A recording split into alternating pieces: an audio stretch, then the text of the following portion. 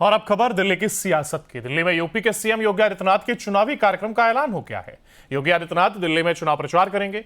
23 तारीख को उनका अभियान शुरू होगा और सवाल है कि क्या योगी दिल्ली की चुनावी हवा को बदल पाएंगे। देखिए रिपोर्ट।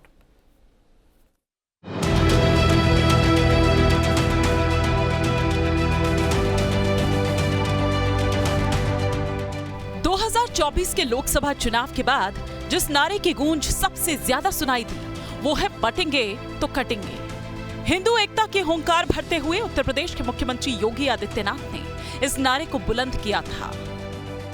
बहनों और भाइयों, राष्ट्र से बढ़कर के कुछ नहीं हो सकता, कुछ नहीं हो सकता।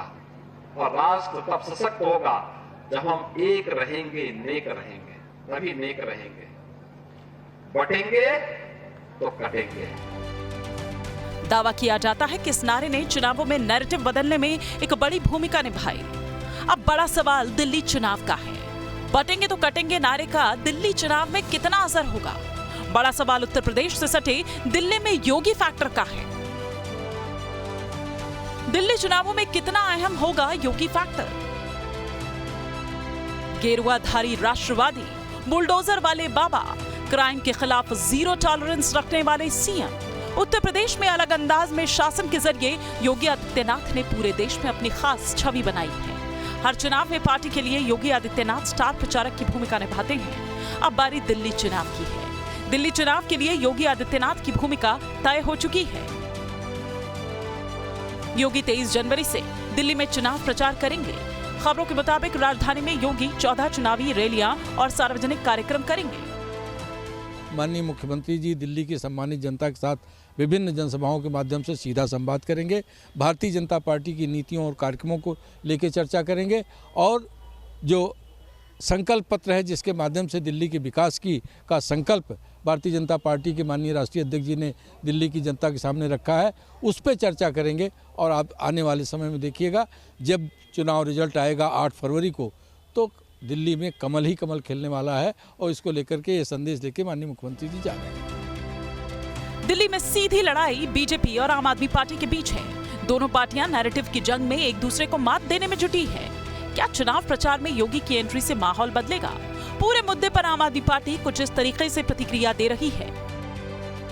अरे योगी आदित्यनाथ जी गरीबों को बटेंगे कटेंगे बता रहे, ये वाला बताया ना 11,000% की ग्रोथ कैसे होगी।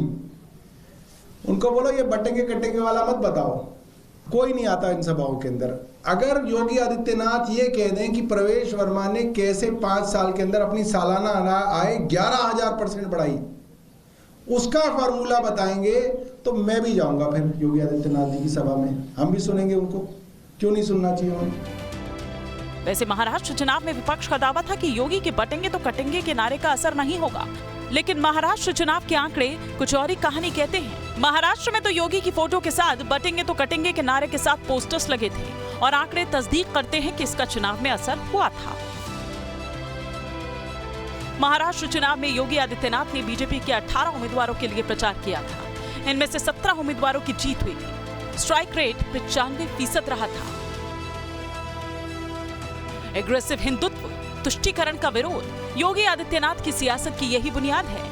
चुनाव हो या फिर कोई और मंच, योगी आदित्यनाथ के जहन में राष्ट्र प्रेमी और राष्ट्रद्रोही का अंतर एकदम साफ है। याद करना, ये जिन्ना का जिन जब तक इस धरती पर रहेगा तब तक इस प्रकार की अराजकता लगातार डसती रहेगी, गरीबों को, वंचितों को, शोषितों को। एक्सपर्ट्स का कहना है कि जब योगी बटेंगे तो कटेंगे जैसे नारे को बुलंद करते हैं तो ये सीधे कट्टर हिंदू वोटर्स को अपील करती है। महाराष्ट्र के अलावा योगी फैक्टर का असर जम्मू कश्मीर और हरियाणा के चुनावों में भी देखा जा चुका है। जम्मू में योगी आदित्यनाथ ने 4 सीटों पर चुनाव प्रचार किया था और इन 4 सीटों पर बीजेपी को जीत मिली। हरियाणा में योगी आदित्यनाथ ने 14 सीटों पर प्रचार किया, इसमें बीजेपी को 9 सीटों पर जीत मिली थी। आंकड़ों से साफ ये हो रहा है कि 2024 के बाद हुए विधानसभा चुनाव में योगी फैक्टर का खासा असर रहा है। अब सवाल दिल्ली का, क्या बाबा दिल्ली की चुनावी हवा को बदल पाएंगे? Team news nation.